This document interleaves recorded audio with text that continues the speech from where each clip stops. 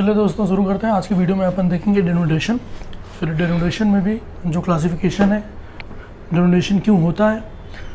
तो सबसे पहले देखते हैं कि डेनोटेशन क्या है, फिर डेनोटेशन किस के क्या कारण है, किसकी वजह से डेनोटेशन होता है, क्लासिफिकेशन क्या है जिसमें वेदरिंग आ गया, इरोजन आ गया, ट्रांसपोर्टेशन आ गया। ठीक है, फिर वेदरिंग कवर करेंगे। वेदरिंग में अपन देखेंगे कि कितने टाइप की वेदरिंग है, ठीक है, और क्या क्या फैक्टर हैं जिस पे वेदरिंग डिपेंड करती है। तो और वेदरिंग होती किसकी है, सबसे पहले ये भी आप सोचिए कि किस चीज़ की वेदरिंग हो रही है, डेनोटेशन किसका हो रहा है। ठीक है, तो शुरू करते हैं बिना किसी देरी के। सबसे पहले डेनोटेशन। डेनोटेशन मतलब होता है लोअरिंग ऑफ रिलीफ या फिर हाइट। कोई स्ट्रक्चर है, अगर उसकी हाइट कम हो जा रही है, उसकी रिलीफ कम हो जा रही है, तो उसी को बोलते हैं डेनोटेशन। ठीक है, फिर डेनोटेशन में भी दो बहुत इंपॉर्टेंट रोल प्ले करते हैं जिनकी वजह से डेनोटेशन होता है। एक तो वेदरिंग, दूसरा इरोजन। वेदरिंग देखते हैं अपन कि वेदरिंग कितने क्लासिफिकेशन, मतलब वेदरिंग किसके कारण होता है, कौन कौन से फैक्टर हैं जिनसे वेदरिंग होता है। तो उसमें भी आपको फिजिकल आएंगे, केमिकल आएंगे और बायोटिक आएंगे। फिजिकल में क्या क्या होगा, मतलब फिजिकल क्या होगा, फिजिकल में हर वो चीज़ जिससे एयर हो गया, वाटर हो गया, जो फिजिकली रिलीफ को कम करे, फिजिकल वेदरिंग कॉज करेगा। केमिकल में क्या होगा, जैसे ऑक्सीडेशन हो गया, लीचिंग हो गया, वो केमिकल में हो जाएगा। बायोटिक में क्या हो गया, जब कोई लिविंग बीइंग इन्वॉल्व हो, जैसे जो ज़मीन में रहने वाले ऑर्गेनिज्म है ना, वो बरो करते हैं तो एरिएशन बढ़ती है सॉइल की। जैसे कोई प्लांट है, जब प्लांट की रूट अंदर जाती है तब भी वेदरिंग होती है। पहले तो वेदरिंग होती है, बाद में उसका रूट वहाँ पे अच्छे से फैल जाता है तो वो सॉइल को क्लब कर लेता है, तो बाद में वो सॉइल इरोजन को भी प्रिवेंट करता है। ठीक है, तो ये बेसिक था। अब मैं आपको डिटेल में एक्सप्लेन कर देता हूँ यहाँ पे। ठीक है, डेनोटेशन में सबसे हम देखेंगे, सबसे पहले ये देख लेते हैं कि एक वेदरिंग है,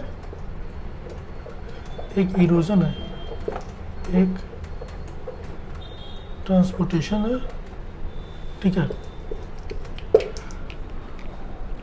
इसमें हम क्या पढ़ेंगे, इसमें हम पढ़ेंगे वेदरिंग।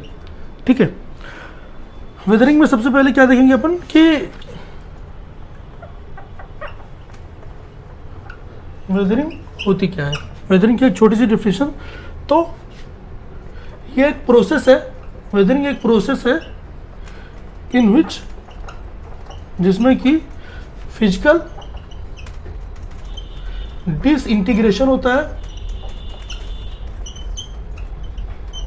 ठीक है, और केमिकल डिसइंटीग्रेशन होता है। इसका मतलब समझिएगा, जो फिजिकल डिसइंटीग्रेशन और केमिकल डिसइंटीग्रेशन जो होगा वो इन सीटू, जो वहां पे रह रही फैक्टर है उनकी वजह से होगा। ठीक है, किसका होगा, रॉक का होगा। ठीक है, ये बेसिक सी वेदरिंग की डेफिनेशन है। ये अपन ने वेदरिंग की डेफिनेशन देख ली। अब अपन देखते हैं टाइप्स ऑफ वेदरिंग। वेदरिंग को मेनली एक फिजिकल है, ठीक है, दूसरा केमिकल है और तीसरा बायोलॉजिकल है। ठीक है, तीन तरह की टाइप है वेदरिंग के, फिजिकल, केमिकल, बायोलॉजिकल। ठीक है, अब इसमें एक फैक्टर आपको यह भी देखना होगा कि फैक्टर अफेक्टिंग वेदरिंग। ठीक है, कौन कौन सा ऐसा फैक्टर है जो वेदरिंग को बढ़ाता है या घटाता है, जिस पे वेदरिंग डिपेंड करता है, तो आपको ये देखना होगा। उसमें भी सबसे पहले देखेंगे जो फैक्टर है, पहला होगा रॉक, मतलब नेचर ऑफ रॉक। ठीक है, रॉक का क्या नेचर है।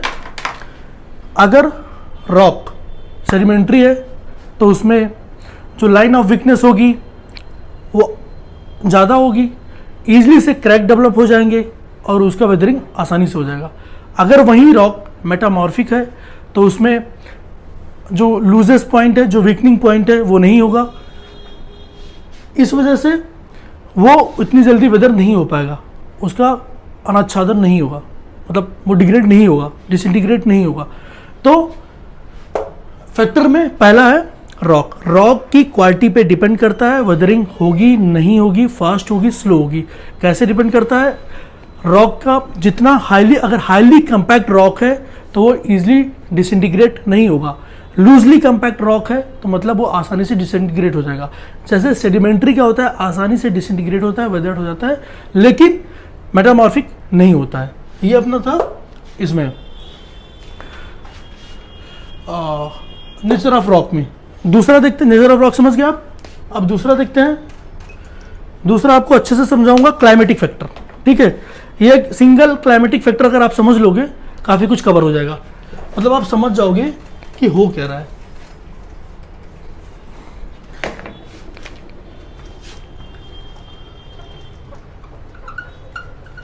ठीक है, मान लीजिए ये अर्थ है, ठीक है, ये इक्वेटर है, ये अर्थ है, ये इक्वेटर है, ये और ये सब ट्रॉपिकल हाई प्रेशर बेल्ट है। ठीक है, ये अपना टेम्परेट रीजन है, सब ट्रॉपिकल हाई प्रेशर बेल्ट है, ये अपना इक्वेटर है। ठीक है, और ये अपना पोलार है। मैं अभी वो एंगल नहीं लिख रहा हूँ, उसका उतना वो है नहीं। ठीक है, अब देखिए क्लाइमेट का फैक्टर बता रहा हूँ, वेदरिंग में क्लाइमेट कैसे इफेक्ट करता है। सबसे इक्वेटर, इक्वेटर पे क्या होगा? ह्यूमिडिटी ज़्यादा होगी, टेम्परेचर ज़्यादा होगा। जब ह्यूमिडिटी ज़्यादा होगी, टेम्परेचर ज़्यादा होगा, तो कोई रॉक आसानी से डिसइंटीग्रेट हो जाएगा या वेदर्ड हो जाएगा। क्यों हो जाएगा? क्योंकि जब किसी रॉक पे टेम्परेचर क्या करता है ना, टेम्परेचर बढ़ेगा घटेगा। ठीक है, ह्यूमिडिटी है, ह्यूमिडिटी क्या होती है? Amount of water in air, in per gram of air, जो भी। तो अब टेम्परेचर घट बढ़ रहा है, उसमें ह्यूमिडिटी भी है, तो कंपैक्शन होगा, फिर लूजनिंग होगा। इस प्रोसेस के साथ साथ रॉक का जो पूरा सिस्टम होगा ना, वो वीक हो जाएगा। ठीक है, और एयर है ही है वहाँ पे, एयर उसको और वीकन डाउन करेगा, सर्कुलेट होगा उसमें। फिर ह्यूमिडिटी है, ह्यूमिडिटी के साथ जो भी रॉक सिस्टम है वो रिएक्ट आउट करेगा, ब्रेक डाउन होगा। इसलिए जो भी इक्वेटर पे जो वेदरिंग होती है उसमें डोमिनेशन होता है केमिकल वेदरिंग का। ठीक है, केमिकल वेदरिंग का। अब केमिकल वेदरिंग से आप ये भी समझिए कि ऑक्सीजन है, वेपर है, मतलब सराउंडिंग्स में वाटर कंटेंट है, तो ये दोनों मिलके, कोई रॉक फेरस नेचर का है, फेरिक कंटेंट हाई है, तो ये कोरेसिव नेचर के हो जाएंगे, मतलब जंग लगना जिसे कहते हैं, उससे भी वेदरिंग होगा। तो इसीलिए यहाँ पे केमिकल वेदरिंग ज़्यादा होगी। नॉर्मल में भी होगी, कोई रॉक सिस्टम जिसमें आयरन का कंटेंट ज़्यादा है, ठीक है, तो उसमें जंग लगने वाली प्रक्रिया जो है कोरोसिव FeTO3 बना के उसमें कोरोसिव प्रोसेस भी होगा और उसमें भी वेदरिंग होगी। वहीं पे जब सब ट्रॉपिकल हाई प्रेशर बेल्ट पे जाएंगे, ठीक है, सब ट्रॉपिकल हाई प्रेशर पे, तो इस पर यहाँ पे फिजिकल वेदरिंग ज़्यादा होगी टेम्परेचर की वजह से। सब ट्रॉपिकल हाई प्रेशर पे फिजिकल वेदरिंग ज़्यादा होगी, किसकी वजह से? टेम्परेचर की वजह से। और टेम्परेट रीजन पे आइस फ्रॉस्ट वगैरह करती है, सिंपल आइस फ्रॉस्ट बनता है। तो ये क्या करते हैं, पूरी की पूरी सीट आइस, वाटर घुसा पहाड़ के अंदर या रॉक सिस्टम के अंदर, जब ये फ्रोज होगा ना तो एक्सपेंड करेगा तो रॉक सिस्टम टूट जाएगा। तो जो टेम्परेट रीजन है ना, वो इस वजह से, क्योंकि यहाँ पे वाटर गया, फ्रीज हुआ, ब्रेक डाउन हो रॉक, तो यहाँ पे भी अच्छा खासा अपने को देखने को मिल जाएगा। यहाँ पे इस पे फिजिकल वेदरिंग होगी, याद रखिएगा, सब ट्रॉपिकल हाई प्रेशर पे होगी सब, लेकिन डोमिनेट कौन करेगी? फिजिकल वेदरिंग करेगी। यहाँ पे केमिकल वेदरिंग डोमिनेट करेगी, टेम्परेट रीजन पे फिजिकल वेदरिंग करेगी। फिजिकल वेदरिंग कैसे करेगी? फ्रॉस्ट वाला समझ रहे हैं ना, पानी गया, फ्रॉस्ट बना, आइस टूटी, मतलब वो चट्टान टूट गई, ये हो गया। और पोलर पे ऐसा कुछ सच होगा नहीं, क्यों? क्योंकि बर्फ की चादर से ढका हुआ है, रॉक तक मामला पहुंच ही नहीं रहा है, तो उससे कोई दिक्कत ही नहीं है। स्पेशल कंडीशन क्या है ये बता देता हूँ आपको, अभी आप पूरा समझ गए होंगे। अब जहाँ पे मानसून टाइम ऑफ क्लाइमेट होता है वहाँ पे क्या है? मानसून टाइप ऑफ क्लाइमेट में ना दो तरह का होता है। ड्राई समर सीजन होता है, अपने यहाँ की सोच लीजिए आप, मार्च से लेके मई तक ड्राई समर सीजन होता है, और वेट समर सीजन होता है, वेट होता है अपने मानसून का पता है जून से सितंबर तक, ठीक है। अब यहाँ पे वेट भी है, ड्राई भी है, मतलब यहाँ पे फिजिकल वेदरिंग भी होगी, केमिकल वेदरिंग भी होगी। तो उम्मीद है आप समझ गए होंगे कि क्लाइमेट का वेदरिंग पे क्या इफेक्ट है, या किस तरह से क्लाइमेट वेदरिंग को इफेक्ट डालता है। कह सकते हैं कि प्रमोट करता है, डिग्रेड करता है। फिजिकल वेदरिंग होती है, फिजिकल होती है, केमिकल होती है, यहाँ पे क्लाइमेट आ जाता है, ठीक है। अब अगला देखते हैं बायोटिक फैक्टर।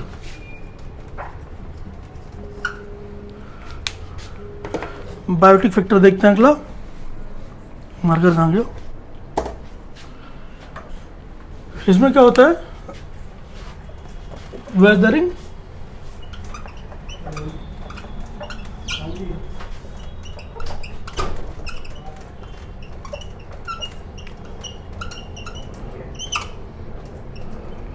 जब भी कोई वेदरिंग फ्लोरा या फोना के इफेक्ट से होगी, वो होगी बायोटिक वेदरिंग, ठीक है। फ्लोरा या फोना मतलब कोई प्लांट होगा या कोई एनिमल होगा, उसकी वजह से कोई वेदरिंग हो रही तो हो रही है बायोटिक वेदरिंग, ठीक है।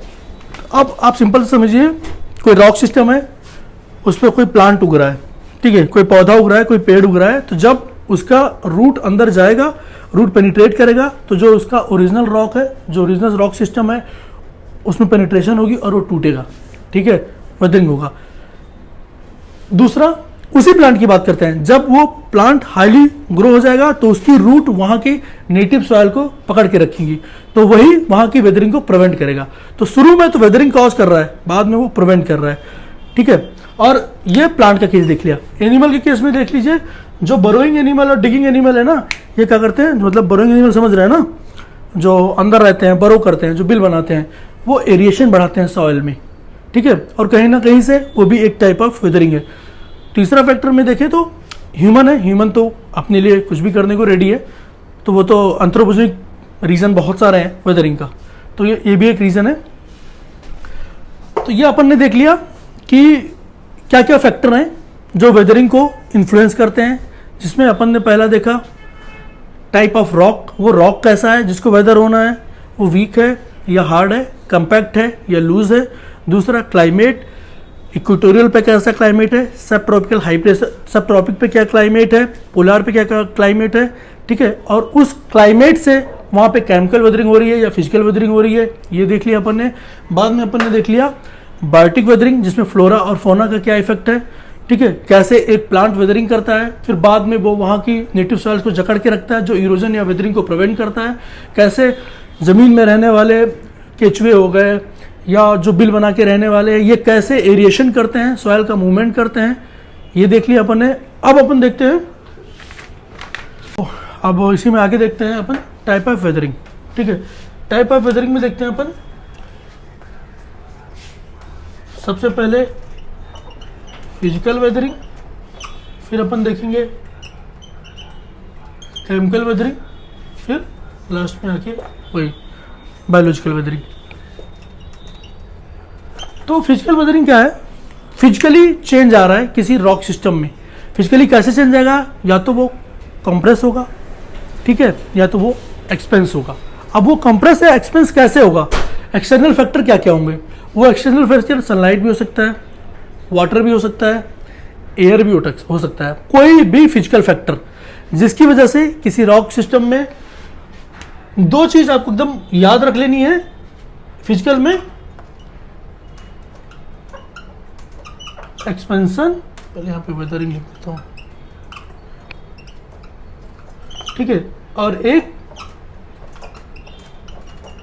कॉन्ट्रैक्शन, ठीक है, या तो वो एक्सपेंस हो जा रहा है या तो वो कॉन्ट्रैक्ट हो जा रहा है, उसी में फिजिकल वेदरिंग। अब एक्सपेंस होगा तो क्यों होगा, कॉन्ट्रैक्ट होगा तो क्यों होगा, उसके फिजिकल फैक्टर ही इन्वॉल्व होंगे, या तो वो वाटर होगा, या तो सनलाइट होगा, या तो एयर होगा। तो अपन फिजिकल फैक्टर, फिजिकल अच्छे से देखते हैं।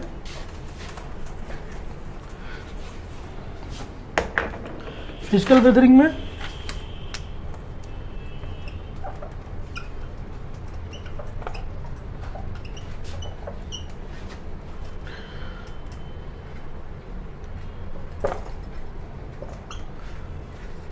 इसके भी टाइप है, अपन एक साथ देख लेंगे। सबसे पहले आता है इसमें ब्लॉक डिसइंटीग्रेशन। अब फिजिकल वेदरिंग में एक आता है ब्लॉक, सबसे पहले देखेंगे ब्लॉक डिसइंटीग्रेशन। ब्लॉक डिसइंटीग्रेशन क्या होता है? मान लीजिए ये पूरा रॉक सिस्टम है, ठीक है, ये पूरा रॉक सिस्टम है, ठीक है। हुआ क्या, इसमें वाटर ड्रॉपलेट वगैरह आई, ठीक है, इस पूरे सिस्टम में वाटर ड्रॉपलेट वगैरह आई, ठीक है, और ये फ्रीज हुई। जब फ्रीज होंगी तो एक्सपेंड होंगी, ठीक है, ये अंदर तक जाएंगी और एक्सपेंड होगी। उसके बाद क्या होगा, अगला प्रोसेस क्या होगा कि ये पूरा सिस्टम, ये रॉक ही अलग हो जाएगा। क्यों हुआ? वाटर गया, आइस बना, एक्सपेंस हुआ, रॉक सिस्टम में ब्रेकडाउन हुआ, रॉक सिस्टम अलग हो गया। इसलिए इसको बोलते हैं ब्लॉक डिसइंटीग्रेशन। डिसइंटीग्रेट हो जा रहा है पूरा का पूरा ब्लॉक। समझ गए ब्लॉक डिसइंटीग्रेशन के एग्जांपल? अगला देखते हैं इसी में ग्रैन्युलर डिसइंटीग्रेशन।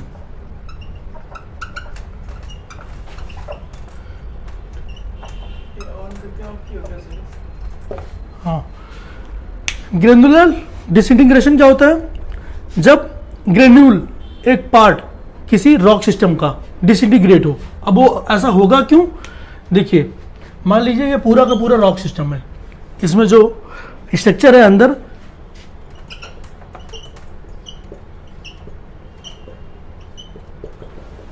ठीक है, ऐसा है। इस रॉक सिस्टम में कुछ पार्ट ऐसे होंगे जिनका एल्बिडो डिफरेंट होगा। एल्बिडो क्या होता है कि किसी ऑब्जेक्ट का सनलाइट को रिफ्लेक्ट कर देने की क्षमता, मतलब जैसे सनलाइट आई और वो कितना हाईएस्ट रिफ्लेक्ट कर दे रहा, उतना हाईएस्ट एल्बिडो होगा, मतलब रिफ्लेक्ट कर देना सनलाइट को, ठीक है, वो है एल्बिडो। हुआ क्या यहाँ पे, मान लीजिए ये रॉक पार्टिकल है, दो तरह के हैं, इसका एल्बिडो मान लीजिए हाई है, ये छोटे वाले का मान लीजिए हाई एल्बिडो है, इसका मान लीजिए लो एल्बिडो है, ठीक है। अब जिसका लो एल्बिडो है वो सनलाइट को ज़्यादा कैप्चर करेगा, ज़्यादा एक्सपेंस होगा, ज़्यादा कॉन्ट्रैक्ट होगा। जिसका लो एल्बिडो है उस पर सनलाइट का उतना इफेक्ट नहीं। जिसका हाई एल्बिडो है, सिंपल सा, जिसका हाई एल्बिडो है मतलब ज़्यादा एल्बिडो है, तो वो ज़्यादा रिफ्लेक्ट कर देगा सनलाइट को, उस पर ज़्यादा सनलाइट का इफेक्ट नहीं पड़ेगा। लेकिन जिसका एल्बिडो लो है उस पर सनलाइट का इफेक्ट पड़ेगा, वो कंट्रैक्ट होगा, एक्सपेंस होगा। इसी प्रोसेस में क्या होगा, इस पूरे के पूरे रॉक सिस्टम में फिर जैसे इसका लो एल्बिडो है तो ये डिसइंटीग्रेट हो जाएगा, ठीक है। इसी को क्रिस्टलाइन डिसइंटीग्रेशन भी कहते हैं। ये क्रिस्टल होंगे रॉक के, ये डिसइंटीग्रेट हो जाएंगे, ठीक है, उस पूरे रॉक सिस्टम से धीरे धीरे करके। तो इसको बोलेंगे पूरा ग्रेनुलर डिसइंटीग्रेशन, ठीक है। इसके पहले अपन ने ब्लॉक पढ़ा था, अभी अपन ने ग्रेनुलर पढ़ा। एग्जाम्पल देखिए पूछ सकते हैं कभी कभी, ठीक है, कि इस तरह को क्या बोलते हैं, इसलिए बता रहा हूं। एक होता है एक्सफोलिएशन और ओनियन पीलिंग।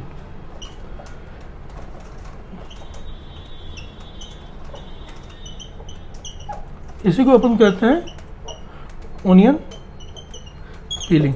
ओनियन पीलिंग में कुछ नहीं होता है, ओनियन वाला स्ट्रक्चर होता है, सिंपल सा है। सनलाइट गिरेगी किसी रॉक सिस्टम पे तो उसकी आउटर सरफेस पे लगेगी, आउटर सरफेस पे लगेगी तो आउटर सरफेस पे ज़्यादा इफेक्ट दिखेगा। तो होगा क्या कि धीरे धीरे ये ऐसे पील होने लगता है, ये आउटर सरफेस, ठीक है। ये इसी को बोलते हैं, ये इसका ओरिजिनल रॉक सिस्टम है, कंपैक्ट, ठीक है, राउंड एंड कंपैक्ट। अब यहाँ पे हीट पड़ी, इधर हीट पड़ी, ये एक्सपेंस हुआ, कॉन्ट्रैक्ट हुआ, एक्सपेंस हुआ, कॉन्ट्रैक्ट हुआ, रॉक सिस्टम वीक हुआ, फिर धीरे धीरे उसके ओरिजिनल रॉक से अलग होने लगा। ये हो गया पूरा ओनियन पीलिंग एक्सपेंशन, ठीक है। या फिर इसी को अपन बोलते हैं एक्सफोलिएशन। आप समझ गए होंगे एक्सफोलिएशन क्या है। अब एक्सफोलिएशन आपको पहाड़ों में एक चीज बता देता हूं। पहाड़ों में क्या होता है ना, यही चीज पहाड़ों में देख लेते हैं। जैसे ये कोई रॉक सिस्टम है, ये मेरे कोई पहाड़ है। पहाड़ में क्या होता है ना, ये ऐसे ऐसे आगे बढ़ता रहता है, ये वहाँ रह रहे लोगों को नहीं पता चलेगा। लेकिन जब क्या है यहाँ पे जैसे पोल लगा है तो धीरे धीरे ये पोल शिफ्ट होने लगता है, ठीक है। फिर ये धीरे धीरे उस पोल के उससे समझ में आता है कि इसका भी एक्सफोलिएशन हो रहा है, आगे वाली लेयर जा रही है। इसको एक्सफोलिएशन डोम बोलते हैं। पूछेगा नहीं, बता दे रहा हूँ, ऐसे एक्सफोलिएशन डोम बोलते हैं। कहीं पे तो पूछा था एक बार एक्सफोलिएशन डोम, ठीक है। जो आउटर उसका रहेगा वो धीरे धीरे आगे की तरफ शिफ्ट होता रहेगा। अब बात करते हैं, इसी में एक है, इसी प्रोसेस में है एक्सपेंस हो जाएगा, अनलोड हो जाएगा और ये पूरा सिस्टम अलग अलग हो जाएगा, ठीक है। इसी को बोलते हैं अनलोडिंग एक्सपेंशन। इसके अंदर अच्छी खासी वेदरिंग हुई, ठीक है। इसके सूचर्स जो भी हैं रॉक के वो वीक हुए और ये वेदरिंग हो गई इधर, ये हो गया। अब अपन बात करते हैं, ये फिजिकल देख लिया हमने, उम्मीद आपको फिजिकल समझ में आ गया पूरा। अब देखते हैं केमिकल वेदरिंग।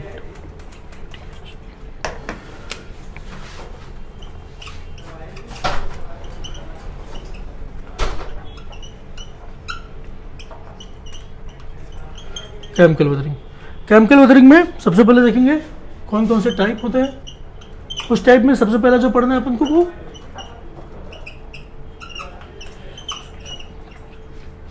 सॉल्यूशन। सिंपल सा है, किसी भी रॉक सिस्टम में मिनरल होता है, बारिश होगी वो मिनरल पानी में घुल जाएगा, समझ रहे हो।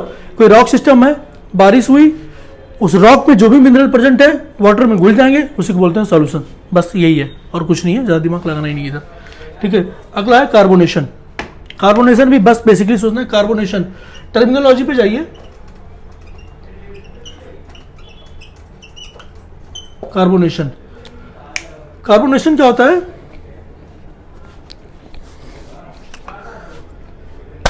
एटमॉस्फेयर में CO2 प्रेजेंट है, बारिश हुई, H2O और CO2 मिले, बना कार्बोनिक एसिड। अब वो कार्बोनिक एसिड चाहे वो वीक ही क्यों ना हो, वो किसी न किसी रॉक सिस्टम पे केमिकल वेदरिंग करेगी, डिसइंटीग्रेट करेगी, नेचुरल उसका फॉर्मेट चेंज करेगी, उसी को बोलते हैं कार्बोनेशन। क्यों? क्योंकि कार्बोनिक एसिड बनता है उसमें, H2O CO2 मिलेगा, कार्बोनिक एसिड बनाएगा, वो कार्बोनिक एसिड जाके इसका नेचर चेंज करेगा। होगा क्या, जो कार्बोनिक एसिड होगा कैसे करेगा, कार्बोनिक एसिड कैसे बना, ये H2O प्लस CO2, ठीक है, ये बनाएगा कार्बोनिक एसिड। अब ये कार्बोनिक एसिड क्या कर देगा, ये रिएक्ट करेगा किसके साथ,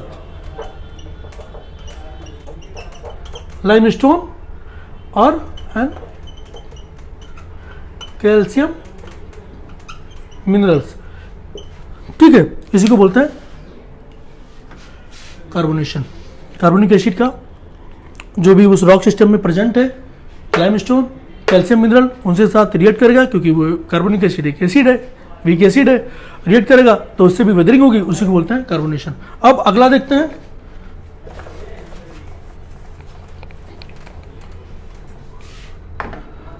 ऑक्सीडेशन।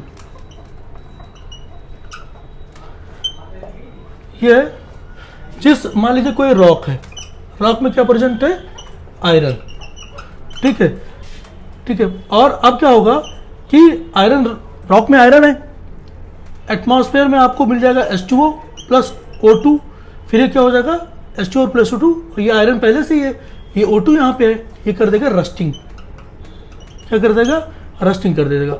अब सिंपल सा है, ये कहाँ होगा, अभी अपन ने पढ़ा था ना इक्वेटोरियल पे, क्योंकि वो पे ह्यूमिडिटी हाई होती है।